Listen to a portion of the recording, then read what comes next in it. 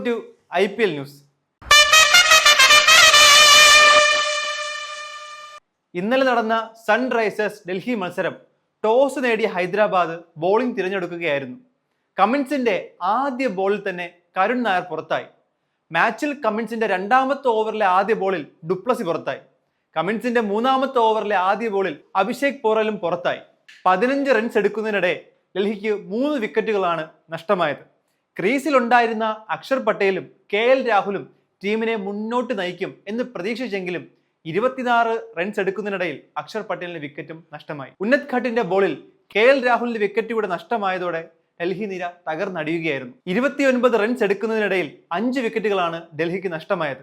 Impact പ്ലെയറായി വന്ന അശുതോഷ് ശർമ്മയും സ്റ്റബ്സും കൂടി നടത്തിയ 50 റൺസിന്റെ പാർട്ണർഷിപ്പിന്റെ ബലത്തിൽ അശുതോഷ് ശർമ്മ നേടിയ 41 റൺസിന്റെ ബലത്തിൽ ഇവയെല്ലാം കൂടെ ചേർന്ന് 133-ൽ ഡൽഹി ഇന്നിംഗ്സ് അവസാനിച്ചു. ഹൈദരാബാദ് എല്ലാ രീതിയിലും വിജയം മണത്തിരുന്നു. എന്നാൽ ഇവിടെ ഡൽഹിക്ക് രക്ഷകനായി എത്തിയത് മഴയായിരുന്നു.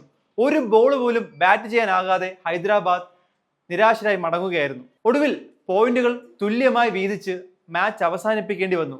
ഒരുപക്ഷെ 90% ഹൈദരാബാദിന് വിജയിക്കാവുന്ന ഒരു മത്സരം അവർക്ക് മഴ കാരണം നഷ്ടമാവുകയായിരുന്നു. ഇന്നത്തെ മത്സരത്തിൽ മുംബൈ ഗുജറാത്തിനെ നേരിടും. തുടർച്ചയായ വിജയ പരമ്പരകളിലൂടെ കുതിക്കുന്ന മുംബൈ, അതേപോലെ വിജയം മാത്രം കൊയ്യുന്ന ഗുജറാത്ത്, ഈ 2 ടീമുകളും ഏറ്റുമുട്ടുമ്പോൾ ആരുടെ കൂടെയാവും വിജയം? നിങ്ങളുടെ പ്രഡിക്ഷൻ കമന്റിലൂടെ ഞങ്ങളെ അറിയിക്കും.